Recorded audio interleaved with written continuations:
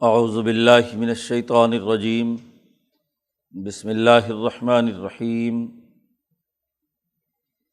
یا ایہا الذین آمنوا لا تتخذوا الذین اتخذوا دینکم ہزوا ولعبا من الذین اوتوا الکتاب من قبلکم والکفار اولیاء واتقوا اللہ ان کنتم مؤمنین۔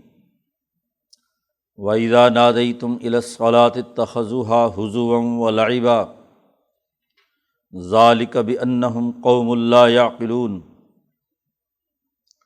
قُلْ يَا أَهْلَ الْكِتَابِ هَلْ تَنْقِمُونَ مِنَّا إِلَّا أَنْ آمَنَّا بِاللَّهِ وَمَا أُنزِلَ إِلَيْنَا وَمَا أُنزِلَ مِن قَبْلُ وَأَنَّ أَكْثَرَكُمْ فَاسِقُونَ۔ قُلْ هَلْ أُنَبِّئُكُمْ بِشَرٍّ مِّن ذَلِكَ مَثُوبَةً عِندَ اللَّهِ مَن لَّعَنَهُ اللَّهُ وَغَضِبَ عَلَيْهِ وَجَعَلَ مِنْهُمُ الْقِرَدَةَ وَالْخَنَازِيرَ وَعَبَدَ الطَّاغُوتَ أُولَٰئِكَ شَرٌّ مَّكَانًا وَأَضَلُّ عَن سَوَاءِ السَّبِيلِ۔ وَإِذَا جَاءُوكُمْ قَالُوا آمَنَّا وقد دخلوا بالکفر وهم قد خرجوا به واللہ اعلم بما كانوا یکتمون۔ وترى كثيرا منهم يسارعون في الإثم والعدوان وأكلهم السحت لبئس ما كانوا يعملون۔ لولا ينهاهم الربانيون والأحبار عن قولهم الإثم وأكلهم السحت لبئس ما كانوا يصنعون۔ وقالت اليهود يد الله مغلولة غلت أيديهم ولعنوا بما قالوا بل يداه مبسوطتان ينفق كيف يشاء وليزيدن كثيرا منهم ما أنزل إليك من ربك طغيانا وكفرا وَأَلْقَيْنَا بَيْنَهُمُ الْعَدَاوَةَ وَالْبَغْضَاءَ إِلَىٰ يَوْمِ الْقِيَامَةِ كُلَّمَا أَوْقَدُوا نَارًا لِلْحَرْبِ أَطْفَأَهَا اللَّهُ وَيَسْعَوْنَ فِي الْأَرْضِ فَسَادًا وَاللَّهُ لَا يُحِبُّ الْمُفْسِدِينَ۔ وَلَوْ أَنَّ أَهْلَ الْكِتَابِ آمَنُوا وَاتَّقَوْا لَكَفَّرْنَا عَنْهُمْ سَيِّئَاتِهِمْ وَلَأَدْخَلْنَاهُمْ جَنَّاتِ النَّعِيمِ۔ وَلَوْ أَنَّهُمْ أَقَامُوا التَّوْرَاةَ وَالْإِنْجِيلَ وَمَا أُنزِلَ إِلَيْهِم مِّن رَّبِّهِمْ لَأَكَلُوا مِن فَوْقِهِمْ وَمِن تَحْتِ أَرْجُلِهِم مِّنْهُمْ أُمَّةٌ مُّقْتَصِدَةٌ وَكَثِيرٌ مِّنْهُمْ سَاءَ مَا يَعْمَلُونَ۔ صدق اللہ العظیم۔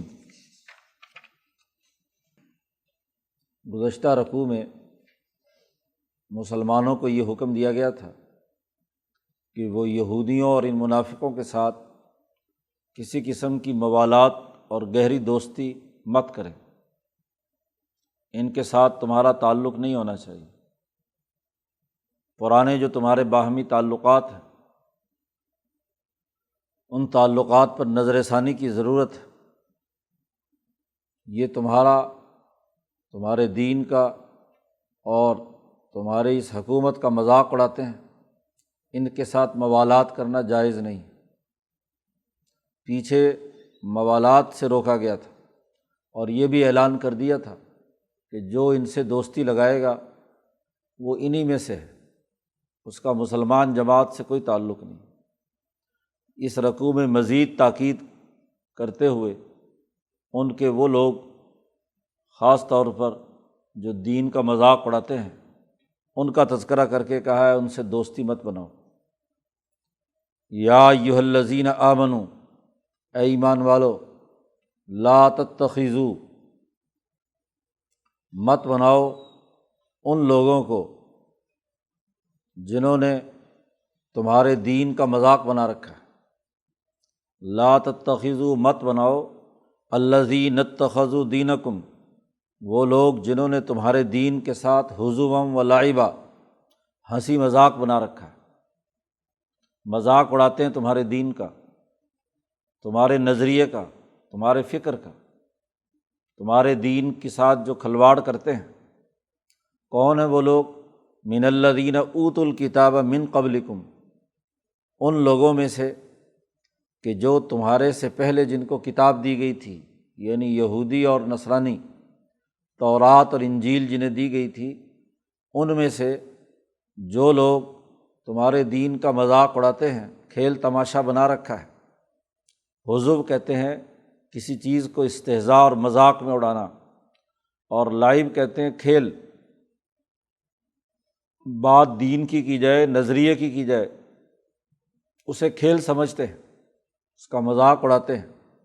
ان لوگوں کو کیا نہ بناؤ، اولیاء، مفعول اتنی دور آ رہا ہے، لا تتخذوا، وہ لوگ جو لوگ کھیل دین کو مذاق بناتے ہیں اور ہیں بھی اہل کتاب میں سے، اور والکفارا، اور کافر یعنی مشرکین مکہ، دونوں کا حکم آ گیا۔ پیچھے صرف یہود و نصارہ کی بات تھی پچھلی رکوع کی شروع میں کہ لا تتخذوا الیہود والنصارى اولیاء، یہاں یہود اور نصارہ میں سے بھی جو مذاق اڑائیں، اور والکفارا، ان لوگوں میں سے بھی، الذین اوتوا الکتاب من قبلکم پر اس کا عطف ہو رہا ہے کفار کا، کہ کفار بھی، مشرکین بھی، اور وہ لوگ جو اہل کتاب ہیں، ان میں سے جو لوگ بھی تمہارے دین کو مذاق بنائیں، کھیل تماشا بنائیں، انہیں اولیاء، انہیں دوست مت بناؤ، دوستی ان سے مت رکھو۔ مسلمانوں سے کہا جا رہا ہے واتقوا اللہ، اللہ سے ڈرو، ان کنتم مؤمنین، اگر تم واقعی ایمان لانے والے ہو، اللہ اور اس کے رسول اور اس کے دین کو، ایک نظریہ جس کے ساتھ تم وابستہ ہو، ایک سوچ اور فکر جس کے ساتھ تمہارا تعلق ہے، تم اس پر ایمان لانے کے دعوے دار ہو، تو اس کا تقاضا یہ ہے کہ جو اس کا مذاق اڑائے تو اس کے ساتھ تمہارا یارانہ نہیں ہونا چاہیے، اس کے ساتھ کوئی دوستی نہیں ہونی چاہیے، کوئی تعلق نہیں۔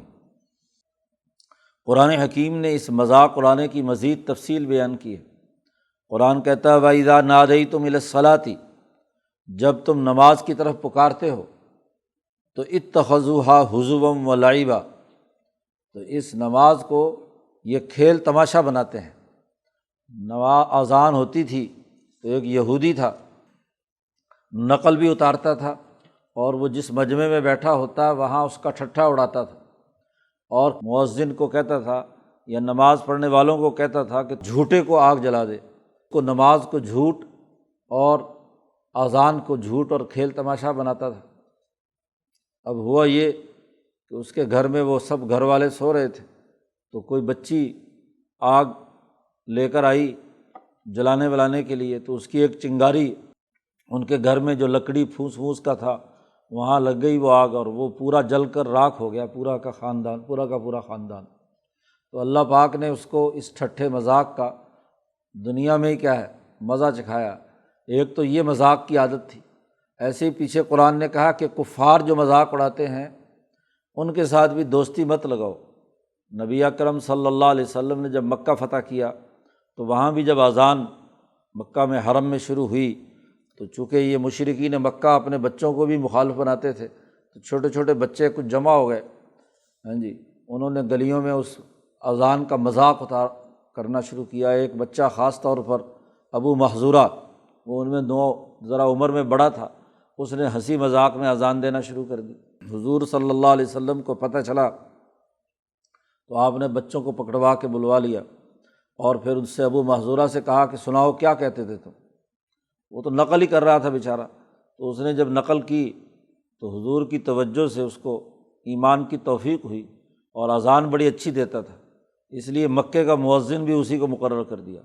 پورا خاندان جب مسلمان ہو گیا تو ایک نے نقل کی تو وہ اصل بن گئی، اور ایک نے مذاق اڑایا تو وہ جل کر راکھ ہو گیا۔ قرآن حکیم کہتا ہے کہ جب تمہاری نماز کا، تمہارے دین کا یہ مذاق اڑاتے ہیں، نادیتم الی الصلاۃ، جب تم پکارتے ہو نماز کی طرف، اذان دیتے ہو، تو اتخذوها حضوا ولعبا، تو یہ لوگ اس کا مذاق اڑاتے ہیں، کھیل تماشا بنا لیا۔ ذالک بانہم قوم لا یعقلون، یہ اس وجہ سے ہے کہ یہ عقل نہیں رکھتی، ایسی قوم ہے جو عقل نہیں رکھتی۔ بھلا نماز اذان کے کلمات میں کون سی ایسی بات ہے کہ جس کو کھیل تماشا سمجھا جائے، کوئی غلط بات اس کے اندر ہے، کسی کی اس میں توہین ہے؟ اللہ عز و جل کی طرف لوگوں کو بلانا ہے، فلاح اور کامیابی کی طرف، نماز کی طرف دعوت دی گئی ہے، تو کوئی ایسی بات اس کے اندر ہو جس میں قابل مذاق ہو تو پھر تو چلو کوئی بات بھی سمجھ میں آتی ہے، لیکن بلا وجہ اذان کا مذاق اڑانا یہ تو بے عقلی کی بات ہے۔ قوم لا یعقلون، جن کے پاس عقل نہیں ہے۔ قل، کہہ دیجیے، یا اہل الکتاب هل تنقمون منا۔ اب پچھلی آیت میں تو دین کا جو سب سے بڑا اہم ترین شعار یعنی نماز، اس کی مذاق اڑانے کا تذکرہ کر کے بتلا دیا مسلمانوں کو کہ یہ دین کے ساتھ مذاق ہے۔ اب مسلمان جو ایمان لائے ہیں ان کے ساتھ مذاق کیوں کرتے ہیں؟ تو قرآن نے اس کا تذکرہ کیا۔ کہہ دیجیے اے اہل کتاب، کیا تم ہم سے اس بات کا انتقام لینا چاہتے ہو کہ ہم اللہ پر ایمان لائے ہیں اور جو ہم پر کتاب نازل ہوئی ہے اس پر ایمان لائے ہیں، اور ہم اس کتاب پر بھی ایمان رکھتے ہیں جو ہمارے سے پہلے نازل ہوئی، یعنی جو تمہارے پاس تورات اور انجیل ہے، تو کیا اس بات کا انتقام ہم سے لیتے ہیں؟ ایک تو دین ہے اور ایک دین والے ہیں، تو دین کا بھی مذاق اڑاتے ہیں، دین والوں کا بھی مذاق اڑاتے ہیں۔ تو دین والوں کے مذاق کی نوعیت یہاں بیان کی کہ انسانوں سے وہ جو مسلمان ہو چکے ہیں یا یہودیوں میں سے جو سچے مسلمان ہو چکے ہیں، کیا تم ان سے اس بات کا انتقام لینا چاہتے ہو کہ ان کا جرم صرف یہ ہے کہ ہم ایمان لائے ہیں اللہ پر، اور ہم ایمان لائے ہیں اللہ کی نازل کردہ کتاب مقدس قرآن حکیم پر، اور ہم ایمان رکھتے ہیں اس سے پہلے نازل ہونے والی تورات اور انجیل پر۔ عجیب بات ہے، کیا یہ انتقام کی باتیں ہیں؟ ہم نے تمہارا کچھ بگاڑا ہو، کوئی نقصان پہنچایا ہو تو پھر تو انتقام کو سمجھ میں بھی آتا ہے، لیکن یہاں اللہ کو ماننے اور جس کتاب کو تم مانتے ہو اس پر ہم بھی ایمان رکھتے ہیں، اور اس کے ساتھ جو ہم پر نازل ہوئی اس پر بھی ہم ایمان رکھتے ہیں، تو انتقام کی وجہ کیا ہے؟ کھیل تماشا یا مذاق بنانے کی کوئی وجہ تو ہوگی۔ قرآن نے کہا اصل بات یہ ہے کہ ان اکثرکم فاسقون، تمہاری اکثریت فاسق ہے، معاہدات توڑتی ہے، رشتہ داروں کے حقوق ادا نہیں کرتی، زمین میں فساد مچاتی ہے۔ تمہارے دماغ میں مالی محبت، فساد مچانے، دوسروں کی مال و دولت کو لوٹنے کی خرابی موجود ہے۔ اب اس کی وجہ سے تم انتقام لینا چاہتے ہو ہم سے کہ جب تمہاری سرمایہ پرستی پر ہم تنقید کرتے ہیں، عدل و انصاف قائم کرنے کا تمہیں حکم دیا جاتا ہے، کہا جاتا ہے کہ اعدلوا هو اقرب للتقوی، عدل و انصاف سے کام لو، ہم ہر مسلم غیر مسلم سے عدل و انصاف کا مظاہرہ کرتے ہیں، تو اس کے باوجود تم ہم سے انتقام کس لیے لے رہے ہو؟ اور اگر انتقام لے رہے ہو تو اس کے علاوہ اور کوئی وجہ نہیں کہ تم فاسق و فاجر ہو، تم معاہدات توڑتے ہو، تم ڈسپلن میں نہیں آنا چاہتے، تم عدل و انصاف کا دامن چھوڑنا چاہتے ہو، اس کے علاوہ اور کوئی وجہ نہیں۔ کیونکہ انتقام کی یہ وجوہات تو کوئی نہیں ہے کہ اللہ پر ایمان لانا کوئی جرم ہے اور اللہ کی کتاب پر ایمان لانا جرم ہے، کتاب کی تعلیمات پر عمل نہیں کرنا چاہتے، تم مفاد پرست ہو، سرمایہ پرست ہو، فسق و فجور میں مبتلا ہو۔ قل، اے محمد صلی اللہ علیہ وسلم آپ ان سے کہہ دیجئے، هل انبئکم بشر من ذالک، کیا میں تمہیں نہ بتلاؤں اس سے زیادہ بری بات، بشر من ذالک مثوبۃ عند اللہ، بہت بری سزا ہے اللہ کے ہاں۔ یہ تو دنیا میں تمہارا فسق و فجور اور انتقام ہے اور آیات کا مذاق اڑانا ہے، کیا میں تمہیں اس سے زیادہ تمہاری سزا نہ بتلاؤں؟ کیا کہ من لعنہ اللہ، وہ لوگ تمہارے آباء و اجداد میں یہودی جن پر اللہ نے لعنت کی۔ پیچھے قرآن حکیم نے انہی فاسقین کا تذکرہ کرتے ہوئے کہا تھا فَبِمَا نَقْضِهِمْ مِيثَاقَهُمْ لَعَنَّاهُمْ، انہوں نے معاہدات توڑے تو ہم نے ان پر لعنت برسائی۔ تو کیا وہی لوگ نہیں ہیں کہ جن پر اللہ نے لعنت برسائی؟ وَغَضِبَ عَلَيْهِ، اور اللہ تعالیٰ ان پر ناراض ہوا، غضب نازل کیا، اور تم انہی میں سے ہو کہ جعل منہم القردۃ، اللہ نے انہی میں سے بنایا بندر، وہ جو ہفتے کے دن جو مچھلی کا شکار کرتے تھے اور جس میں انہوں نے اللہ کے احکامات کی خلاف ورزی کی تو اللہ نے انہیں بندر بنا دیا، چہرے بگاڑ دیے۔ والخنازیر، اور تمہیں خنزیر بنایا، بعض کو خنزیر بنایا اور بعض بندر بن گئے، جن کا جرم زیادہ سخت تھا وہ خنزیر کی شکل اختیار کر گئے، اور جو کچھ تھوڑا سا کم جرم کرنے والے تھے انہیں بندر بنا دیا۔ وعبدت طاغوت، اور اللہ نے لعنت برسائی ان پر جنہوں نے طاغوت کی عبادت کی، طاغوت کی پوجا کی، سامراجی طاغوتی قوتوں کے اعلی کار بنے، کسی پتھر کی، کسی فرعون کی، کسی نمرود کی، کسی ظالم کی غلامی کی، تو اس سے بڑی سزا اور کیا ہوگی۔ قرآن کہتا ہے یہی وہ لوگ ہیں، اولئک شر مکانا، بدتر درجے کے لوگ ہیں، ان کا درجہ، ان کا مقام یا مکان جو ہے سب سے بدتر ہے۔ وَأَضَلُّ عَن سَوَاءِ السَّبِيلِ، اور وہ سیدھے راستے بہت بہکے ہوئے ہیں، بہت زیادہ گمراہ۔ اضل اسم تفضیل، بہت زیادہ کیا ہے، گمراہ ہے، عن سواء السبیل، سیدھے راستے سے۔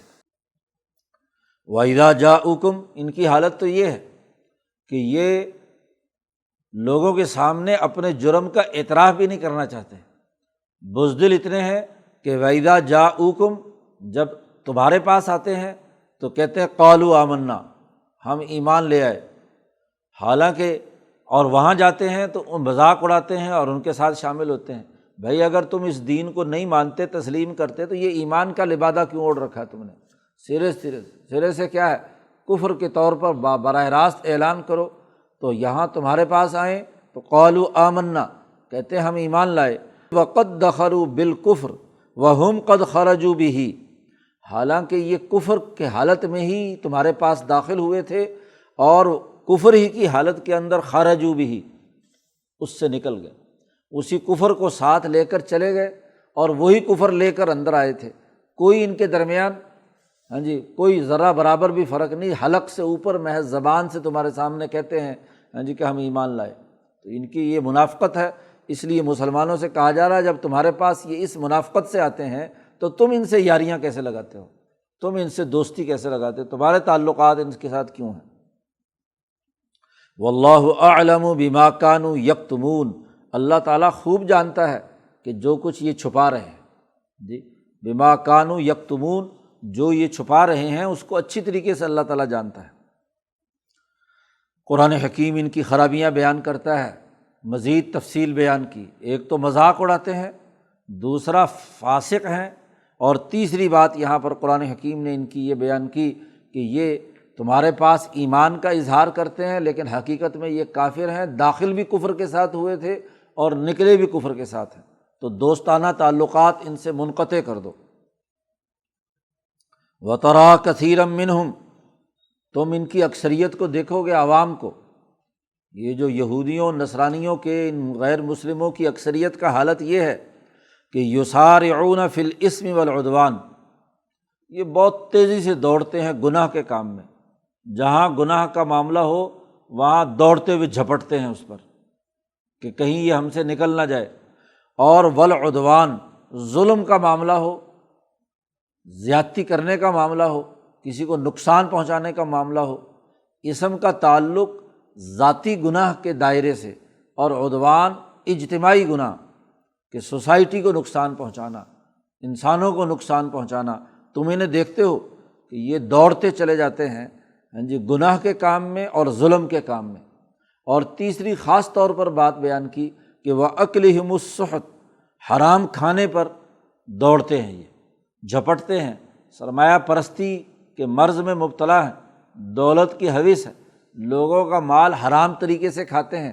سحت ایک جامع لفظ ہے حرام، جس میں سود بھی ہے، رشوت بھی ہے، دوسرے کا مال چوری ڈاکے سے لینا بھی ہے، کسی نہ کسی طریقے سے اس کے مال کو ہڑپ کرنا ہے، تو حرام طریقے سے مال کھاتے ہیں۔ یہ تین خرابیاں ان کی ہیں کہ گناہ الاسم، چھوٹا یا بڑا، اس کی تفصیلات امام شاہ ولی اللہ دہلوی نے بیان کی ہیں کہ یہ اللہ کا حق توڑنا اور انسانوں کا حق توڑنا، بر کی ضد ہے الاسم، تو انسانوں کے حقوق توڑنے کے حوالے سے، اللہ کے حقوق توڑنے کے حوالے سے جتنے گناہ، اور العدوان اور ظلم اور حرام کھانا، تین بڑی بڑی خرابیاں ہیں۔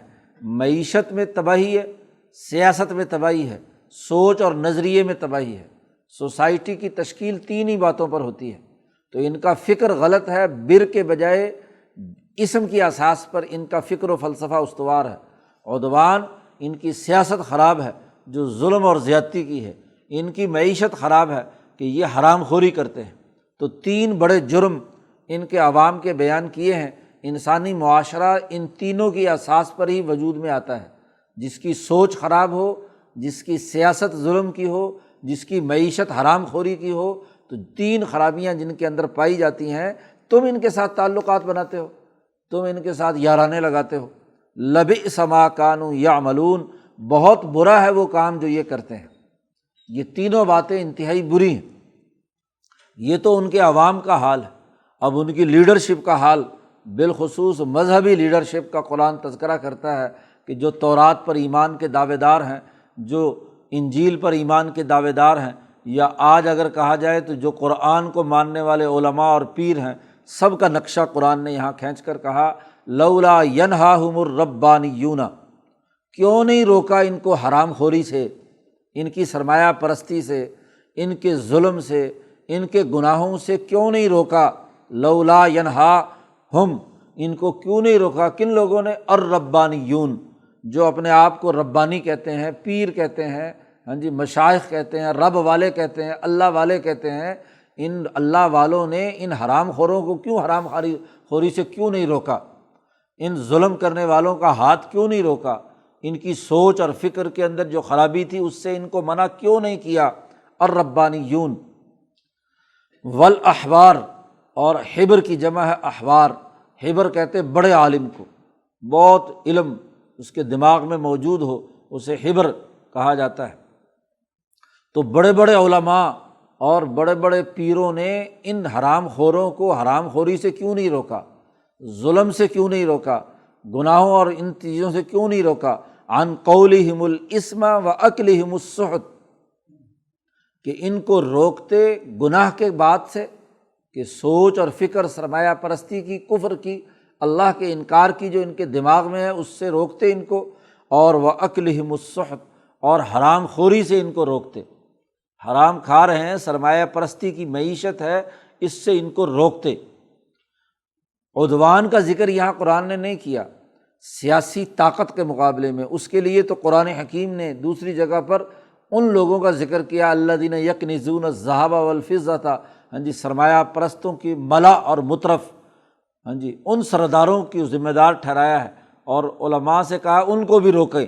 یہاں صرف 2 چیزوں کا خاص طور پر ذکر کیا ہے، الاسم واکلہم السحت، ان کے نظریے کی جو خرابی ہے الاسم، اس کے بارے میں ان کو کیوں نہیں روکا؟ ان کا کام تھا، ان کے علم کی تقاضا تھا کہ یہ ان کو روکتے، ان کی سوچ اور فکر درست بناتے، اور وہ جو سرمایہ پرستی اور حرام خوری میں مبتلا تھے اس سے روکتے۔ قرآن کہتا ہے لبئس ما کانوا یصنعون، بہت برا ہے وہ کام جو ان علماء اور پیروں نے کیا۔ گویا کہ لیڈرشپ کرپٹ ہو جائے، وہ خود ان کے ساتھ مل جائے۔ قرآن نے آگے وضاحت کرتے ہوئے کہا کہ اصل بات کیا ہے کہ ان کی لیڈرشپ ہی خراب ہے، ان کے مولوی اور پیر ہی گندے ہو چکے ہیں کہ وہ خود سرمایہ پرستی کے مرض میں مبتلا ہیں، وہ خود حرام خوری کرتے ہیں۔ جب خود حرام خوری کرتے ہیں تو کسی حرام خور کو حرام کھانے سے کیسے روکیں گے؟ خود گناہ کا ارتکاب کرتے ہیں تو کسی کو گناہ سے روکنے کے لیے کیسے وہ کام کریں گے؟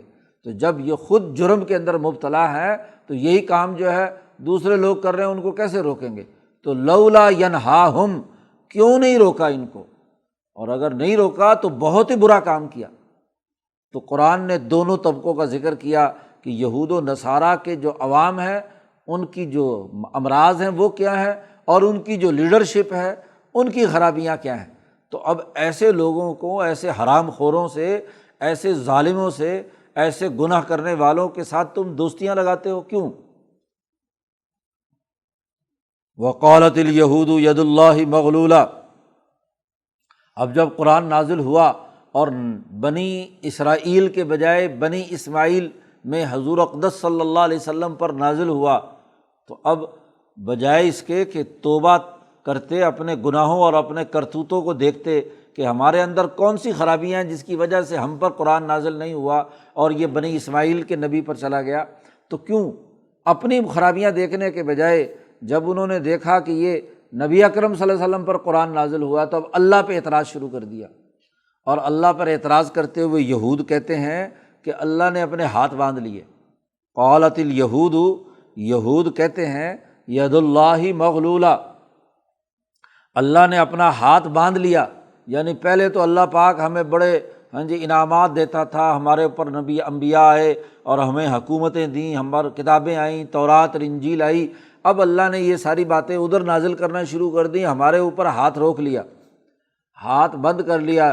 مغلول یعنی روک لینا، اصل میں تو جو ایک آدمی سخی ہے، سخاوت کر رہا ہے، سخاوت سے ہاتھ روکنے والے کو کیا ہے؟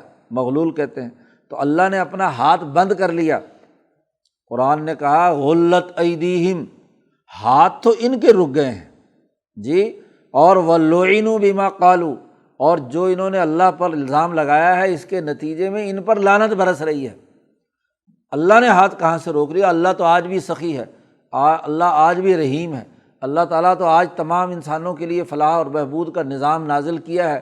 تم نے اپنے کرتوت خراب کر لیے، تم گناہ میں مبتلا ہو، تم نے ظلم اور زیادتی شروع کی ہے، تم نے حرام خوری شروع کی ہوئی ہے، تو اس کے نتیجے میں اللہ کی لعنت تم پر برس رہی ہے۔ تم اپنے گریبان میں جھانکتے نہیں ہو اور اللہ بڑھ چڑھ کر اللہ پر الزام لگاتے ہو کہ اللہ نے اپنا ہاتھ بند کر لیا۔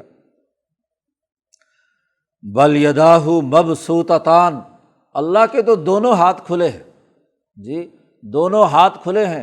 جو صحیح اور سیدھا کام کرے گا اس کے لیے انعامات، اور جو برا کام کرے گا اس کے اوپر عذاب کا ہاتھ بھی کھلا ہے، اس پر لعنت بھیجنے کا ہاتھ بھی کھلا ہے، اس پر غضب بھیجنے، ان کو بندر اور خنزیر بنانے کا ہاتھ بھی کھلا ہے۔ دونوں ہاتھ کھلے ہیں۔ یداہ مبسوطتان، اللہ کے دونوں ہاتھ کھلے ہیں، یعنی اللہ تعالیٰ تو آج بھی اپنا کام کر رہے ہیں جی۔ کلن نمد ہؤلاء و ہؤلاء من عطاء ربک، جی ہم ان کی بھی مدد کرتے ہیں جو صحیح راستے پر چلیں گے، اور جو برے راستے پر چلیں گے تو ان کی مدد بھی کرتے ہیں کہ اچھی طرح پھنسیں اور عذاب میں مبتلا ہوں۔ تو دونوں طرف کے ہمارے تو راستے کھلے ہیں، ہم نے تو کوئی راستہ بند نہیں کیا جی۔ اس زمانے میں جب تم صحیح تھے تو تم پر تورات اور انجیل نازل کی، اور اس زمانے میں تمہارے مقابلے میں جو فرعون، نمرود، شداد ظالم تھے، وہاں اللہ کا ہاتھ کھلا تھا ان کو سزا دینے کا اور ان کو لعنت برسانے کا۔ آج تم برے ہو گئے ہو تو تم پر لعنت برسائی جائے گی، اور جو لوگ نیک اور عدل و انصاف کے ساتھ کام کرنے والے انہیں انعامات دیے جائیں گے۔ ينفق کیف یشاء، اللہ تعالیٰ جیسے چاہتا ہے خرچ کرتا ہے جی۔ دونوں ہاتھ کھلے ہیں اور دونوں کے ذریعے سے اللہ تعالیٰ انسانوں پر خرچ کرتا ہے۔ یا تو دونوں ہاتھوں سے مراد بعض مفسرین نے یہی لیا کہ جو انعام یافتہ لوگ ہیں ان کے لیے انعامات کی فراوانی، اور جو ظالم لوگ ہیں ان کی سزا اور ان کے اوپر لعنت برسانے کی فراوانی۔ اور یا یہ اصطلاح کے طور پر ہے کہ جب کوئی دیالو ہوتا ہے، لوگوں کے اندر مال تقسیم کرتا ہے، تو دونوں ہاتھوں سے جب تقسیم کرتا ہے تو اس کو کہتے ہیں بڑا سخی ہے۔ ایک آدمی ایک ہاتھ سے دے رہا ہے تو سخی تو ہے لیکن ایک ہاتھ سے دے رہا ہے، اور دونوں ہاتھوں سے تقسیم کرے تو پھر تو یہ معنی ہو تو پھر ان دونوں دائروں کے اندر بھی دونوں ہاتھوں سے اللہ تعالیٰ سخاوت کر رہا ہے، ادھر بھی اور ادھر بھی، ہؤلاء و ہؤلاء۔ ينفق کیف یشاء وَلَيَزِيدَنَّ كَثِيرًا مِّنْهُمْ مَا أُنزِلَ إِلَيْكَ مِن رَّبِّكَ طُغْيَانًا وَكُفْرًا، ان میں سے اکثریت کے اندر سرکشی اور کفر میں اضافہ اس لیے ہوا ہے کہ تمہارے اوپر کتاب نازل کر دی تمہارے رب نے۔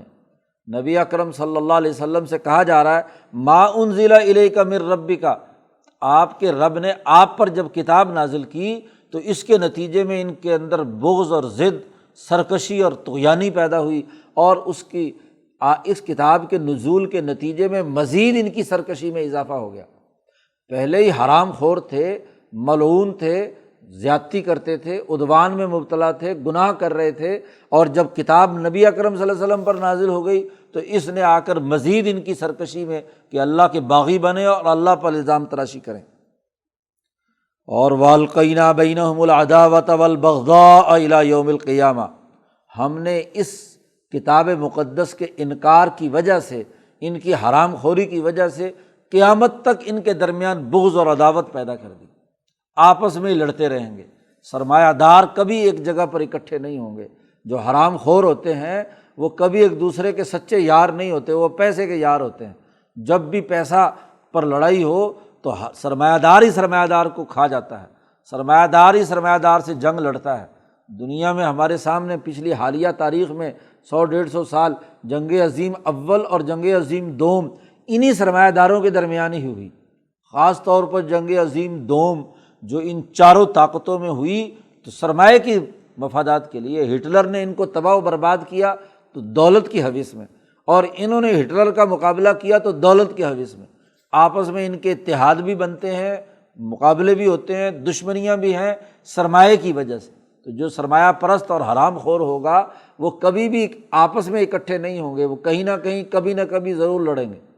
تو قیامت تک ہم نے ان کے درمیان یہ دشمنی پیدا کر دی۔ کلما اوقدوا نارا للحرب، جب بھی انہوں نے جنگ کی آگ بھڑکائی اپنی سرمایہ پرستی کی وجہ سے، دوسروں کے وسائل پر قبضہ کرنے کے لیے، دوسروں کی بستیوں پر تسلط حاصل کرنے کے لیے، ان کو اپنے مفادات کے لیے اٹھانے کے لیے جب بھی آگ بھڑکاتے ہیں تو اطفأ اللہ، اللہ تعالیٰ اس آگ کو بجھاتا ہے۔ اللہ تو جنگوں اور لڑائیوں اور دشمنیوں سے روکتا ہے، یہ آگ بھڑکاتے ہیں، اور آگ سلگاتے صرف کس لیے ہیں؟ پیسے کے لیے، دولت کے لیے، ہاں جی، سرمایہ پرستی کے لیے، حرام خوری کے لیے۔ وَيَسْعَوْنَ فِي الْأَرْضِ فَسَادًا، اور زمین میں یہ فساد مچانے کے لیے یہ کام کرتے ہیں۔ دشمنیاں اس لیے پیدا ہوں گی کہ یہ دوڑتے ہیں زمین میں فساد کے لیے، تو جب فساد مچائیں گے تو ایک دوسرے پر چڑھائی کرے گا، دوسرا اس پر چڑھائی کرے گا، سوائے لڑائی بھڑائی کی اور کچھ نہیں ہوگا۔ تو ان کا تو مقصد ہی یہ ہے کہ تشدد ہو، جنگ و جدل ہو، لڑائی ہو، اور اس لڑائی کے اندر دوسروں کے مال پر قبضہ کر لو، دوسروں کو نقصان پہنچاؤ۔ ان کا اس کے علاوہ اور کوئی مقصد نہیں ہے۔ واللہ لا یحب المفسدین، اور اللہ تعالیٰ کبھی فساد مچانے والوں کو پسند نہیں کرتا۔ جو فسادی ہوں، کوئی بھی ہوں، فسادیوں کو پسند نہیں کرتا۔ قرآن حکیم نے پہلے تو مسلمانوں کو روکا کہ تم ان کی کسی بھی طرح سے ان کے ساتھ دوستی اور یارانے مت لگاؤ۔ پھر قرآن حکیم کا مقصد محض انقطاع تعلق نہیں ہے، قرآن نے پھر ساتھ دعوت بھی دی کہ بھائی ان کو سمجھ میں آنی چاہیے بات۔ وَلَوْ أَنَّ أَهْلَ الْكِتَابِ، اگر یہ اہل کتاب یہودی اور نصرانی آمنو، ایمان لے آئیں، اللہ سے ڈریں، تقوی اختیار کریں، لَكَفَّرْنَا عَنْهُمْ سَيِّئَاتِهِمْ، توبہ کا دروازہ کھلا ہوا ہے، ابھی بھی وقت ہے، موت سے پہلے پہلے یہ لوگ توبہ کر لیں، ایمان لے آئیں، تقوی اختیار کر لیں، تو لَكَفَّرْنَا عَنْهُمْ سَيِّئَاتِهِمْ، ہم ان کے چھوٹے موٹے گناہ جو ہیں وہ ان کو معاف کر دیں گے۔ وَأَدْخَلْنَاهُمْ جَنَّاتِ النَّعِيمِ، اور ہم ان کو ہمیشہ کے باغات میں جنت میں داخل کر دیں گے۔ توبہ کا دروازہ ابھی بھی کھلا ہے، ان کو تنبیہ کی جائے کہ یہ لوگ اپنے گناہوں اور غلطیوں سے توبہ تائب ہو کر صدق دل سے ایمان لائیں۔ قرآن کہتا ہے وَلَوْ أَنَّهُمْ أَقَامُوا التَّوْرَاةَ وَالْإِنْجِيلَ، اگر یہ اہل کتاب یہود و نصرانی اگر یہ تورات قائم کرتے، انجیل کا نظام قائم کرتے، اور وما انزل الیہم من ربہم، اور جو ان کی طرف ان کے رب نے قرآن نازل کیا ہے اس پر بھی ایمان رکھتے، تینوں کی بات کی ہے، تورات، انجیل اور قرآن، تینوں کا نظام قائم کریں۔ تورات کی تصدیق انجیل کرتی ہے اور انجیل کی تصدیق قرآن کرتا ہے، اور تورات اور انجیل کے تمام احکامات قرآن کے اندر آ گئے۔ تو اب اگر یہ قرآن پر ایمان لے آئیں، نبی اکرم صلی اللہ علیہ وسلم پر ایمان لے آئیں، تو سمجھ لو کہ تورات بھی قائم ہو گئی، انجیل بھی قائم ہوگی، قرآن بھی قائم ہو گیا۔ اگر یہ اسے قائم کر لیں تو دنیا میں ان کے اوپر کیا ہوگا؟ لَأَكَلُوا مِن فَوْقِهِمْ وَمِن تَحْتِ أَرْجُلِهِمْ، تو یہ اپنے اوپر سے بھی رزق برسے گا ان پر، اور وَمِن تَحْتِ أَرْجُلِهِمْ، اور ان کے نیچے سے بھی زمینیں سونا اگلیں گی، فصلیں بڑھیں گی، کاروبار ہوگا، اوپر سے اللہ کی بارش برسے گی، انعامات کی بارش برسے گی اور خوشحالی آئے گی۔ اور دنیا نے دیکھا کہ جن لوگوں نے نبی اکرم صلی اللہ علیہ وسلم پر صدق دل سے ایمان لا کر جد و جہد کی، تو خلفائے راشدین کے زمانے میں لَأَكَلُوا مِن فَوْقِهِمْ وَمِن تَحْتِ أَرْجُلِهِمْ، زکوٰۃ دینے والے سارے ہیں، لینے والا کوئی نہیں، غربت مٹ گئی، امن قائم ہو گیا، انسانیت نے ترقی کی۔ لَأَكَلُوا مِن فَوْقِهِمْ وَمِن تَحْتِ أَرْجُلِهِمْ مِنْهُمْ أُمَّةٌ مُقْتَصِدَةٌ، ہاں البتہ ان اہل کتاب میں ایک جماعت ایسی ہے جو بڑی عدل و انصاف والی ہے، میانہ رو ہے، جیسے عبداللہ ابن سلام ہیں کہ وہ یہودیوں کے بڑے عالم تھے اور مسلمان ہو گئے، صدق دل سے ایمان لانے والے ہیں۔ عبداللہ ابن عبداللہ ہیں، ہاں جی، بن ابی، تو وہ صدق دل سے ایمان لانے والے ہیں۔ ایک جماعت ضرور ان میں سے رہی ہے کہ جو عدل و انصاف کے مطابق ہاں جی سچائی پر قائم رہی، لیکن ان کی اکثریت تو کثیر منہم ساء ما یحکمون، بہت اکثریت ان میں سے ایسی ہے جو بہت ہی برا عمل کرنے والے ہیں، جو ان کا کردار ہے وہ درست نہیں ہے۔ یہودیوں کا یہ کردار درست نہیں ہے، حرام خوری کے اندر یہ مبتلا ہیں، اسی طریقے سے ہاں جی گناہوں میں، ظلم اور زیادتی میں۔ تو اس پورے رکوع میں مسلمانوں سے کہا جا رہا ہے کہ جو لوگ تمہارے دین کا مذاق اڑاتے ہیں ان سے دوستی مت لگاؤ، چاہے وہ کافر اور مشرک ہوں یا من الذین اوتوا الکتاب، یا وہ اہل کتاب میں سے ہوں جو تمہارے دین کا مذاق اڑائیں، تعلق ہاں جی ان کے ساتھ تمہارا تعلق اور تمہاری دوستی اور یارانہ نہیں ہونا چاہیے۔ حضرت شیخ الہند رحمۃ اللہ علیہ نے ترک موالات کا جو فتویٰ لکھا، اس کے اندر پہلے رکوع والی آیت بھی اور یہ اس دوسرے رکوع کے شروع میں جو آیت ہے اس کو بطور دلیل کے پیش کیا کہ ان دونوں کو، اور وہاں حضرت نے پوری تفصیل سے بیان کیا کہ کیسے ان یورپین بھیڑیوں نے حرمین شریفین کی توہین اور تذلیل کی، وہاں کس طریقے سے قتل عام کرایا، ہاں جی جہاں جہاں ان کا قبضہ ہوا خلافت عثمانیہ کے علاقوں میں، وہاں مسجدیں کیسے تباہ کی، ہاں جی کس طریقے سے باقی چیزوں پر پابندی لگائی۔ تو اب ان کے ساتھ تم دوستیاں اور یارانے لگاتے ہو، تعلقات قائم کرتے ہو، تو قرآن حکیم نے اس میں ممنوع قرار دے دیا، یہ معاہدات کی خلاف ورزی ہے۔ جبکہ اس صورت کا بنیادی موضوع یہ ہے کہ معاہدات کو پورا کیا جائے، اوفو بالعقود، اور تعاون باہمی بھی بر اور تقوی کی بنیاد پر ہو، اسم اور عدوان کی بنیاد پر نہیں ہو۔ تو جو لوگ اسم، عدوان اور حرام خوری میں مبتلا ہیں، ان کے احبار و رہبان، ان کے ربیون اور ان کے عوام، تو ان کے ساتھ تمہارا کوئی تعلق نہیں ہونا چاہیے، تمہارا ان کے ساتھ کوئی یارانہ اور دوستی نہیں ہونی چاہیے۔ اللہ تعالیٰ قرآن حکیم کو سمجھنے اور عمل کرنے کی توفیق عطا فرمائے۔ اللہم صل۔